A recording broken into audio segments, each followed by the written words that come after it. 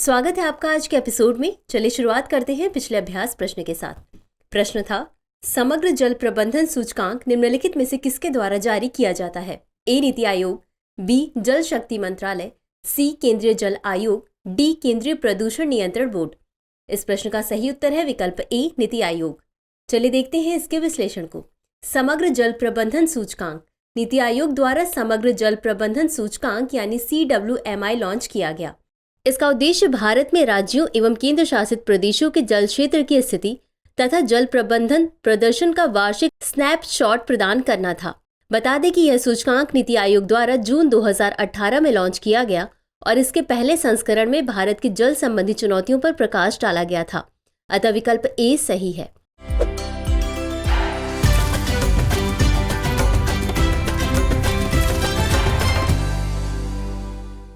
अगला प्रश्न है, चुनावी ट्रस्ट योजना के संबंध में निम्नलिखित कथनों पर विचार कीजिए। 1. केवल कंपनी अधिनियम 1956 की धारा 25 के तहत पंजीकृत कंपनियां ही चुनावी ट्रस्ट के रूप में आवेदन करने के लिए पात्र हैं, जिन्हें प्रत्येक 3 वित्तीय वर्षों में नवीकरण की आवश्यकता होती है। 2.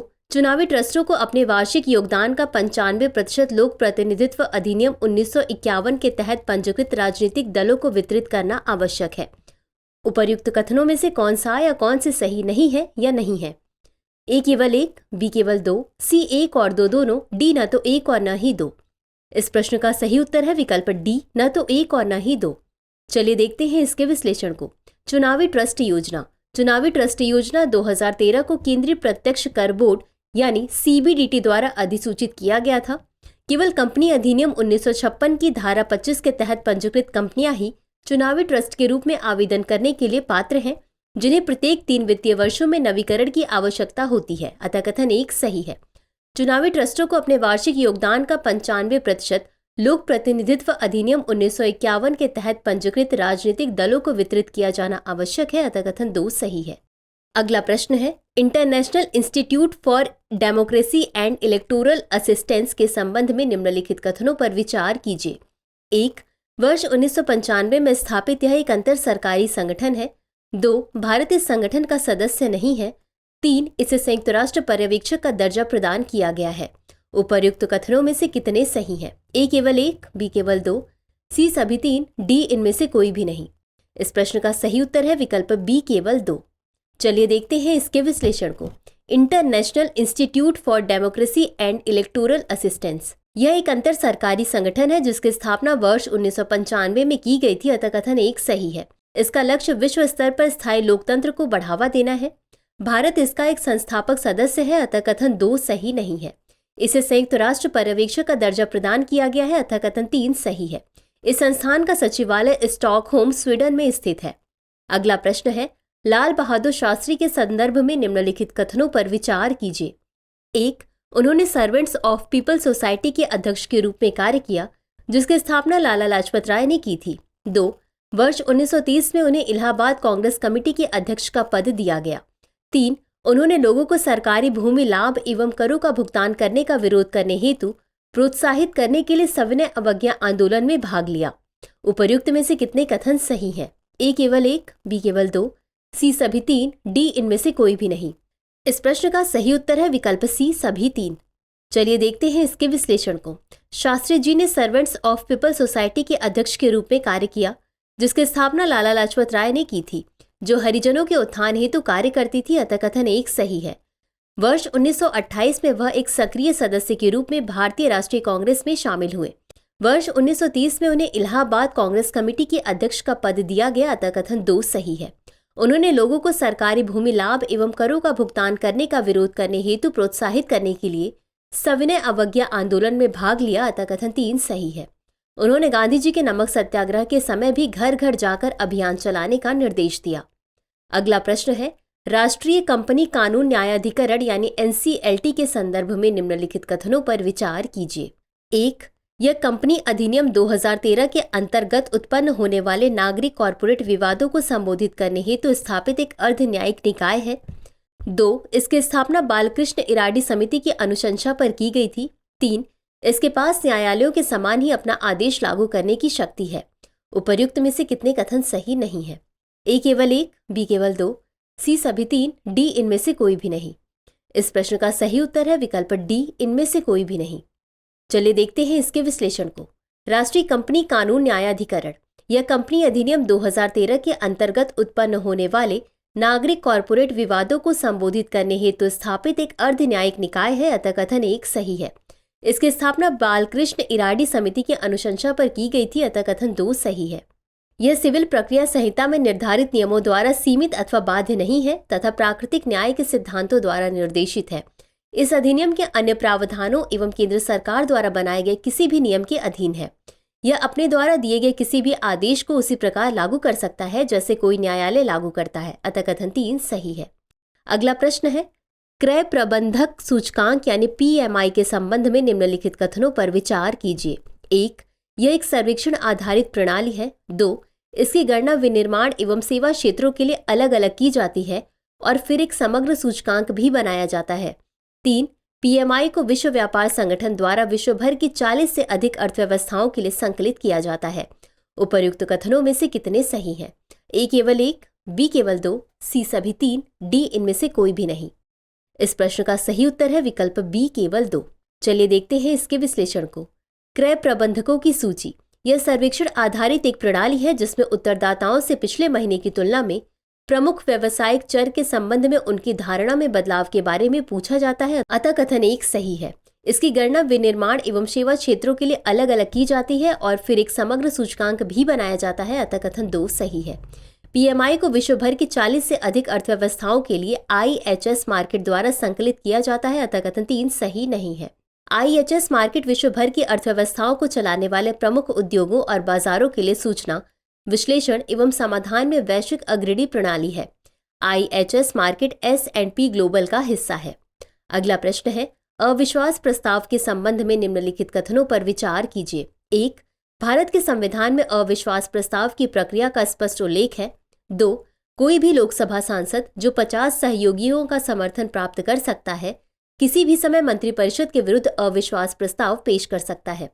3. अविश्वास प्रस्ताव किसी भी सदन में लाया जा सकता है। उपर्युक्त कथनों में से कितने सही हैं? A केवल 1, B केवल 2, C सभी 3, D इनमें से कोई भी नहीं। इस प्रश्न का सही उत्तर है विकल्प A केवल 1। चलिए देखते हैं इसके विश्लेषण को। अविश्वास प्रस्ताव लोकसभा का नियम 198 विश्वास या अविश्वास प्रस्ताव की प्रक्रिया निर्दिष्ट करता है जिसका उल्लेख संविधान में नहीं है, अतः कथन 1 सही नहीं है। कोई भी लोकसभा सांसद जो 50 सहयोगियों का समर्थन प्राप्त कर सकता है किसी भी समय मंत्रिपरिषद के विरुद्ध अविश्वास प्रस्ताव पेश कर सकता है, अतः कथन 2 सही है।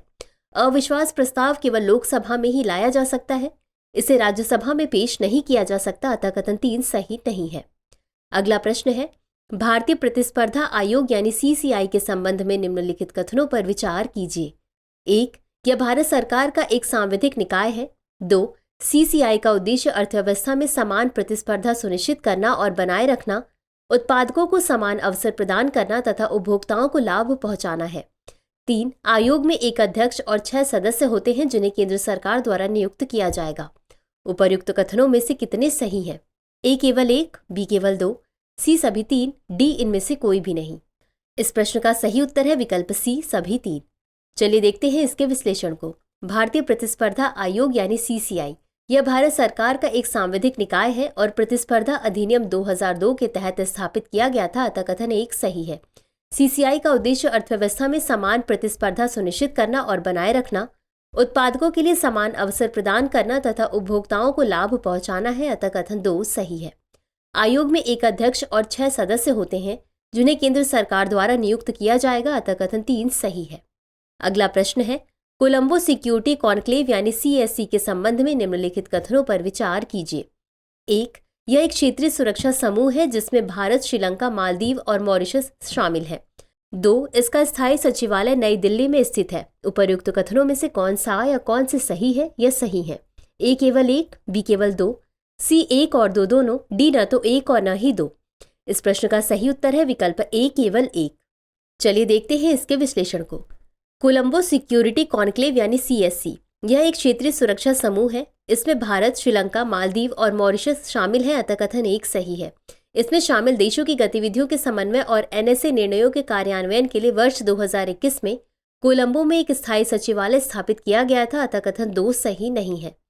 अगला प्रश्न है, लैंगिक असमानता सूचकांक यानी GII 2022 के संबंध में निम्नलिखित कथनों पर विचार कीजिए। 1. इसे विश्व आर्थिक मंच द्वारा जारी किया गया है। 2. 193 देशों में भारत 108वें स्थान पर है। 3. कम GII मान महिलाओं और पुरुषों के बीच कम असमानता को प्रदर्शित करता है। उपर्युक्त कथनों में से कितने सही है? A केवल 1, B केवल 2, C सभी 3, D कोई भी नहीं। इस प्रश्न का सही उत्तर है विकल्प B केवल 2। चलिए अब देखते हैं इसके विश्लेषण को। लैंगिक असमानता सूचकांक यानी GII के बारे में।